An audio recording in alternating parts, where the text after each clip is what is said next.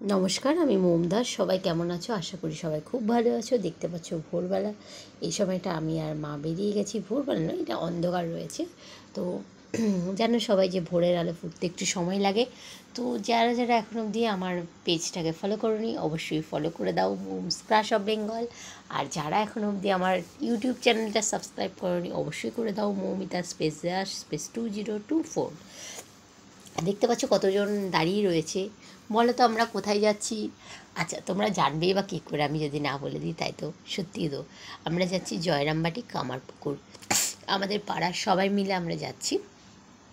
এই হলো আমাদের ভলভো বাস, এটা এসে গেছে। আমাদের দুটো বাস ঠিক করা হয়েছে।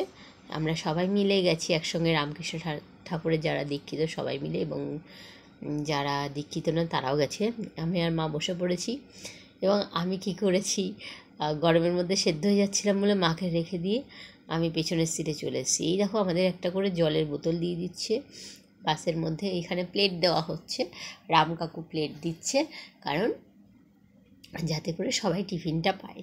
তো আমি দেখো যতটা পেরেছি চেষ্টা করেছি ভিডিও করার। আমি প্লেট নিয়েছি এবং আমি এখানে, সত্যি কথা বলতে আমাদের টিফিনটাও খুব ভালো দেওয়া হয়েছে। একটা কলা দিয়ে দিয়েছে, দেখেছো? প্লেটের মধ্যে খালি প্লেট পেয়েছে আর কলা দিয়ে দিয়েছে। কী যে বলি, আবার লাড্ডুও দিয়েছে। লাড্ডুটা কিন্তু খুব ভালো খেতে। এর মধ্যে এলাচের সেন্ট আছে, কাজু বাদাম আছে, কিশমিশ আছে, দারুণ খেতে। দুটো বিস্কিটও দিয়েছে আশিস কাকু আমাকে, আর রাম কাকু দুটো পাউরুটি দিয়েছে। আমি কি করেছি, খাবারটা নিয়ে পেছনে চলে গেছি। এই যে দীপ্তি কাকিমা চা দিচ্ছিল, আমি চা খাইনি, কারণ আমার চা খেতে একদম ভালো লাগেনি। এখানে সবাই রয়েছে কাকিমারা, এবং আমি পেছনে চলে এসেছি কারণ আমার ভীষণ গরম হচ্ছিল এবং আমি হাওয়া খাওয়ার জন্য সত্যি বলতে পেছনে চলে এসেছি। এই দেখো আমাদের বাসটা অলরেডি ছেড়ে দিয়েছে এবং আমরা যাচ্ছি ঘুরতে, মজা করতে করতে, গান শুনতে শুনতে। খুব খুব মজা করেছি আজকে। অলরেডি দেখো আমি এইখানে রয়েছি এবং নিজেকে একটু দেখিয়ে নিলাম ক্যামেরাতে। তো এই দেখো আমাদের এইভাবে বাসটা চলছে, কন্টিনিউ যাচ্ছে। এটা দামোদর নদী সবাই বলছিল, আমি জানি না ঠিক এটা কী নদী। তোমাদের যদি জানা থাকে অবশ্যই আমাকে কমেন্ট করে জানাতে ভুলো না, এটা কী নদী, নদীর নাম কি। তো এই ব্রিজটা ক্রস হচ্ছে। তো আমরা যাচ্ছি বাঁকুড়া ডিস্ট্রিক্টে, কামারপুকুর, জয়রামবাটিটা বাঁকুড়া ডিস্ট্রিক্টের মধ্যেই পড়ে। তো এইখান থেকে আমরা এই জায়গাটা জাস্ট ক্রস করছি এবং আমি কী করলাম, শুয়ে পড়লাম পেছন সিটটা ফাঁকা পেয়ে। আরাম করতে করতে যাচ্ছি, নাচতে নাচতে আরাম করতে করতে, মজা করতে করতে যাচ্ছি। আমরা এবার নেমে গেছি আরামবাগ, সরি একটু ভুল বললাম। আমরা নেমেছি কামারপুকুরে, কামারপুকুরেও নামিনি, আমরা নেমেছি জয়রামবাটিতে। তো এই হচ্ছে মায়ের ধাম জয়রামবাটি। এখানে দেখো অনেক লজ আছে। সিংহবাহিনী লজটায় আমরা ছিলাম। আমাদের 5টা রুম বুকিং করা হয়েছে, আমরা 100 জন ছিলাম। তো বাকিরা সব ছড়িয়ে ছিটিয়ে ছিল এবং আমরা কয়েকজন মহিলারা আমরা ছিলাম রুমের মধ্যে। আর দুটো রুম ছিল ছেলেদের জন্যে, 3টে রুম মেয়েদের। তো দেখো এখানে অনেক লজ আছে, তোমরা চাইলে এখানে যদি আসো এখানে থাকতে পারো। ওই যে দেখতে পাচ্ছ এটা হচ্ছে মায়ের বাড়ি। তো আমরা যাচ্ছি মায়ের বাড়ির উদ্দেশ্যে।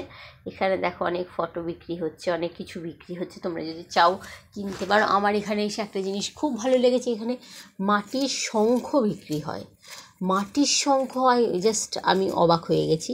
এই দেখো কত সুন্দর কুঁড়ে ঘর টাইপের রয়েছে। শ্রী শ্রী মাতৃমন্দির, এটা মা শারদামণির মন্দির। মা বলেন, আমি থাকতে ভয় কিসের, এটা আমাদের মায়ের কথা।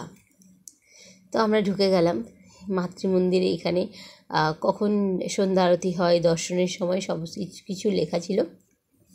এখানে না মানে ভিডিও অ্যালাউ ছিল না, সেই কারণে আমি সেইভাবে ভিডিওটা করতে পারিনি, খুবই দুঃখিত তার জন্য। এই যে দেখতে পাচ্ছ সব জুতো ঘর, জুতোটা ফ্রি অফ কস্টে তোমরা রাখতে পারো, কোনো চাপ নেই। এবং এইখান দিয়ে যে যাচ্ছি এটা হচ্ছে, এখানে বসবেন না, এটা মায়ের গুরুদেবের মানে কুলগুরু যারা রয়েছেন তাদের মানে কি শয়নকক্ষ ছিল। আর এই যে মহিলাটা খুব খিটখিটে মহিলা, কিছুতেই ভিডিও করতে দিচ্ছে না, হয়তো তাদের রেস্ট্রিকশান সেই কারণে দিচ্ছে না। যাই হোক, তো আমি কি করলাম, আমরা একটু এগিয়ে গেলাম, এগিয়ে যাচ্ছি, আমি একটু ওয়াশরুমে যাচ্ছি। আর অনেকে ওয়াশরুম ভিডিওটা দিতে চায় না, ওয়াশরুমের ব্লগ করে না, না আমি করি, কারণ ওয়াশরুমটা কোথাও গেলে আমাদের খুব ম্যান্ডেটারি ওয়াশরুম এই জিনিসটা। তো আমরা সোজা এসে জয়রামবাটির থেকে এখানেই রয়েছে শৌচালয়, খাওয়ার জায়গা, মায়ের মানে কি যেখানে মানে কি গরু থাকে, গোয়ালঘর সমস্ত কিছু রয়েছে। এবং মা প্রতিটা জায়গায় এখানে মায়ের পদধূলি রয়েছে। এবং এটা হচ্ছে ওয়াশরুম। এবং এখান থেকে আমরা চলে এলাম মায়ের কুলগুরুর এখানে। এইখানে রয়েছে পিতৃবংশের কুলগুরু, এখানে যেটা আমি বললাম যে বসতে বানা ছিল। এখানে আমরা সব সেলফি তুলছিলাম। তো এটা হচ্ছে আরেকটা মন্দির। এখানে হচ্ছে আমরা একটুখানি ফটো তুলে নিলাম, আমি ফটো তুলে নিয়ে একটু বেরিয়ে এলাম। এখানে এখন আমরা যাচ্ছি হচ্ছে সিংহবাহিনী মন্দিরে। এখানে সিংহবাহিনী মন্দিরের জন্য ইনি বলছিলেন, অনেক কথা বললেন। ওখানকার আদি লোক যেহেতু এনারা, তার মধ্যে আমার সর্দি লেগেছে, আমি সেভাবে কথাও বলতে পারছি না তোমাদের সাথে। এটা হচ্ছে সিংহবাহিনী মায়ের মন্দির। তো আমি এখান থেকে পুজো নিয়েছি এবং ডালা দিয়েছি। এবং এই মন্দিরটা খুবই সুন্দর মন্দির। এবং এখানে সো এইবার ফাইনালি আমি ওষুধ মানে কুপনটা পেয়ে গেছি প্রসাদের জন্য। এবং দেখো সবাই আমাদের পাড়ার লোকরা লাইনে আছে। এটা যেহেতু মানে গেস্টদের জন্য আমাদের কোনো রকম লাইন দিতে হয় না, আমাদের খুব তাড়াতাড়ি হয়ে গেছে। এক্সিট গেট দিয়ে আমরা ঢুকে গেছিলাম। এখানে দেখো লিখে আছে কেবলমাত্র অতিথি নিবাস এবং ভক্তদের জন্য। মানে যদি তোমরা ওখানে থাকো মায়ের বাড়িতে তাহলে তোমরা থাকতে পারবে এবং ডোনেশান দিয়ে। এখানে আমাকে থালা দেওয়া হয়েছে এবং গ্লাস দেওয়া হয়েছে। এবং এই থালা গ্লাস দিয়েই মানে এখানে জল দেওয়া হবে এবং আমাদের দেওয়া হবে হচ্ছে ভাত তরকারি এগুলোই। এখানে পরিবেশনটা একটু আলাদাভাবে দেখো ভাত কীভাবে দেওয়া হলো। এইটা হচ্ছে ভাত দেওয়া হয়েছে। এবার আসছে হচ্ছে একটা শুক্তোর তরকারি। ভালো করে, খারাপ করেনি শুক্তোটা। রান্নাটা আমার খুবই ভালো লেগেছে শুক্তো রান্নাটা। শুক্তো দেওয়া হয়ে গেছে, দেখো এরা জল দিচ্ছে। দিয়েছিল হচ্ছে একটা আলুর এত আলু খায় ওরা। আর এই চাটনি, পায়েস, এগুলো ডাল এগুলো দেওয়া হয়েছিল। কিন্তু ওদের রান্না কোয়ালিটি খুবই খারাপ। এটা হচ্ছে মায়ের মাটি। এই মাটিটা নাকি জিভে দিলে এবং মাখলে নাকি মানে মানুষ সুস্থ হয়ে যায়। আর এখান থেকে আমি অনেক দিন পরে 5 টাকা দিয়ে আইসক্রিম খেয়েছি। খেতে আমার খুব মজা লেগেছে কুলফি মালাইটা। ভীষণ এনজয় করেছি আমি এই কুলফিটাকে। ভীষণ ভীষণ ভীষণ এনজয় করেছি। মাত্র 5 টাকা, কিন্তু খেতে ধামাকাদার। এবার মা আর আমি ড্রেস চেঞ্জ করে মায়ের বাড়ি চলে যাচ্ছি, ঘুরতে যাচ্ছি মায়ের ঘাট। মায়ের বাড়ি নয়, মায়ের ঘাটে যাচ্ছি ঘুরতে, যেখানে মা সারদামণি স্নান করতেন একটা সময়। মা খুব এনজয় করেছে। আমি মাকে জিজ্ঞাসা করছিলাম তুমি কেমন এনজয় করছো। মা বলছে আমি খুব খুব খুব এনজয় করেছি, আমার ভীষণ ভালো লেগেছে। যাই হোক, মার যে ভালো লেগেছে এটা আমার কাছে অনেক। এই যে মায়ের ঘাটটা, এখানে দেখো মা স্নান করে ফিরতে। আর এই ঘাটটা যেতে গেলে না তোমাদেরকে এই রোডটাকে না ক্রস করতে হবে, মেইন রোডটাকে। এখান থেকে যারা যারা বারাসাত থাকো বা হাবড়ার দিকে থাকো, হাবড়া থেকে কিন্তু বাস ছাড়ে যেটা জয়রামবাটি কামারপুকুর যায়। আর ওখান থেকে ফেরার সময় কিন্তু 3:10 থেকে 3:20 মধ্যেই একটা বাস আছে, সেটা ছেড়ে যায়। তো এটা হচ্ছে মায়ের ঘাট। এখানে কিন্তু মা সারদামণি স্নান করতেন। এবং আমি এখানে গেছিলাম এবং আমি জল নিয়েছি। জল নিয়ে আমি নামছি এবং জল নিয়ে আমি মাকে এবং সবাইকে স্নান করিয়েছি। মানে স্নান করেন, ছিটিয়ে দিয়েছি। এইটা হচ্ছে মিষ্টি রাবড়ি। রাবড়ি ঠিক নয়, এটা ছানার পায়েস ওরা বলছিল। 25 টাকা দাম নিয়েছে। ওভারঅল খেতে খুবই ভালো লেগেছে, আমার খুব একটা খারাপ লাগেনি। মাকে জিজ্ঞাসা করলাম যে তোমার কেমন লেগেছে। মা বললো ভালো লেগেছে। তো যাই হোক, এখান থেকে আমি এখানে সত্যি কথা বলতে বিখ্যাত হচ্ছে সাদা বোঁদে। সাদা বোঁদে নিয়ে নিয়েছিলাম আমি এই দোকানটা থেকে, সারদা মিষ্টান্ন ভাণ্ডার। এটা দাম নিয়ে 12 টাকা করে বোঁদের সেটা 6 টাকা নিয়েছিল। ভালো লেগেছে, খারাপ লাগেনি। এটা প্রবেশ নিষেধ। এখান থেকে হচ্ছে মায়ের গোশালা, যেখানে গরু থাকে। এখানে পায়েসটা খুব ভালো রান্না করা হয়। ফাইনালি আমি বাসে উঠে পড়েছি। এবার আমরা যাব হচ্ছে কামারপুকুর। তো আমার অবস্থা একদমই খারাপ, আমাকে দেখে তোমরা বুঝতেই পারছো। করুণা হচ্ছে অবশ্যই তোমাদের যদিও আমাকে দেখে। তো ফাইনালি আমরা বেরিয়ে গেছি। এবার যাচ্ছি হচ্ছে বাবার বাড়িতে, ঠাকুরের বাড়িতে। আমাদের বাবা বলি না, ঠাকুর বলি। ঠাকুরের বাড়িতে এইটা আমরা টোটোয় চেপে গেছি। 20 টাকা করে ভাড়া। মানে যেতে 20 টাকা, 10 টাকা, আসতে 10 টাকা। 20 টাকা ভাড়া দিলে তোমরা মোটামুটি 12 রকমের মন্দির, সাইট সিনগুলো তোমরা দেখতে পাবে। ঠাকুরের ছেলেবেলা, ঠাকুরের কাটানো সময় মুহূর্ত, ঠাকুরের মন্দির সমস্তটা তোমরা দেখতে পাবে। সো ফাইনালি আমরা পৌঁছে গেলাম কামারপুকুরে। এটা হচ্ছে কামারপুকুরের রামকৃষ্ণ মিশনটা। আমরা এবার এখানে দেখব এবং এই জায়গাগুলোতে না ওরা ঘুরে ঘুরে দেখায়। এটা হচ্ছে তার ম্যাপ এবং এটাই হচ্ছে কামারপুকুরের রামকৃষ্ণ মঠ। এবং ভেতরে ঢুকতে যাওয়ার সময় আমায় বলা হয়েছিল যে আমি যেন কোনোভাবে ক্যামেরা না করি, ক্যামেরা যেন অফ করে দিই। ওখান থেকে কিছু পুলিশরা ছিল, আমি ক্যামেরা করতে চেয়েছিলাম, বাধ্যতামূলক বন্ধ করেছি। এটা চিনু শাঁখারির বাড়ি এবং তার মানে কি তার নাম করে একটা স্কুল খোলা হয়েছে, কারণ এটা হচ্ছে ঠাকুরের কামারপুকুর, এই পুকুরের নাম ধরে এই কামারপুকুর নাম হয়েছে। এবং এটা হচ্ছে একটা মন্দির। তো এই মন্দিরটায় আমরা গেছিলাম, আমার খুব ভালো লেগেছে। এই মন্দিরটা খুবই খুবই খুবই সুন্দর এবং এটা হচ্ছে মা ভবতারিণীর মন্দির। দেখুন এখানে মা ভবতারিণী দেখতে কত সুন্দর লাগছে। মা ভবতারিণীকে এখানে ঠাকুর রয়েছেন মায়ের সাথে। আর এটা হচ্ছে মায়ের ভিক্ষা মায়ের বাড়ি, সরি মা না, ঠাকুরের ভিক্ষা মায়ের বাড়ি। মন্দিরটা দেখলে না গায়ে কাঁটা দিয়ে ওঠে, এতটাই সুন্দর, অপূর্ব সুন্দর। যেমন তার আলপনা তেমন তার মানে মন্দিরের চেহারা। এক কথায় না আমার মানে বলার মতো আর কোনো ভাষা নেই এখানে। অসাধারণ অসাধারণ অসাধারণ।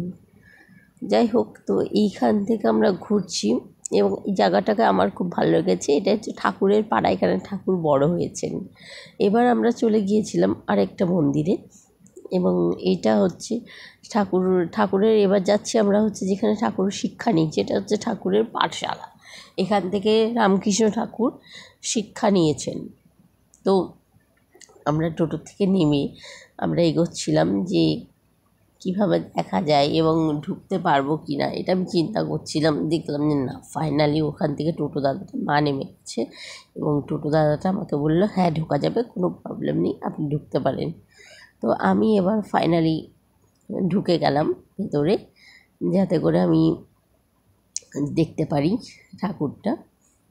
তো এই যাচ্ছি গিয়ে দেখলাম ও মাই গড, জাস্ট অসাধারণ মানে জিনিসগুলো। তো আমি এখান থেকে দেখছিলাম যে কিছু ঠাকুরের পুরনো দিনের মানে ছবি, পুরনো দিনের কিছু স্মৃতি এখানে জড়িয়ে রয়েছে। মানে কিছু বলার নেই, মানে যত দেখছি জায়গাগুলোকে না, মানে জাস্ট অসাধারণ। মানে অসাধারণ বললে অনেক কম বলা হবে আর কি, মানে অসাধারণ থেকেও অসাধারণ, মানে আমার কিছু বলার নেই এখানে। এটা হচ্ছে রাস মন্দির, এখানে ঠাকুর রাস করতেন। রাসলীলার সময় মানে রাস পূর্ণিমার সময় রাসলীলার অনেক কিছু পুতুল দিয়ে তৈরি হয়। এখানে ঠাকুর দুর্গা পুজো করতেন। এটা দুর্গা মণ্ডপ, এটাও খুব সুন্দর একটা জায়গা। দুর্গা দালানটা, মা দুর্গাটাকেও খুব সুন্দর দেখতে। এখন তো আর সেরকমভাবে দুর্গা দালানের মধ্যে দুর্গা ঠাকুর নেই, কারণ দুর্গা মায়ের বিসর্জন হয়েছে।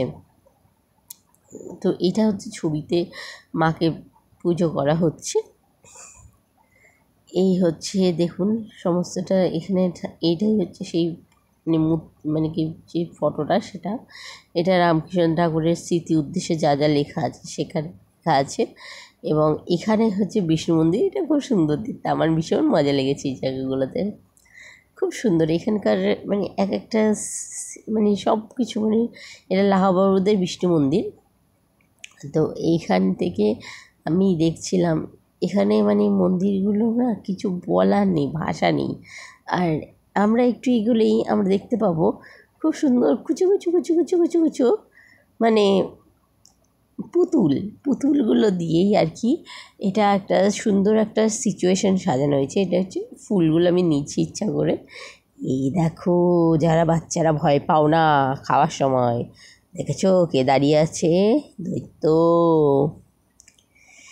দেখুন শিব ঠাকুর রয়েছে এখানে, কংসবধ কৃষ্ণ ঠাকুরের। রাসলীলার সময় যা যা হয় সেটা পুরো এখানে তুলে ধরা হয়েছে।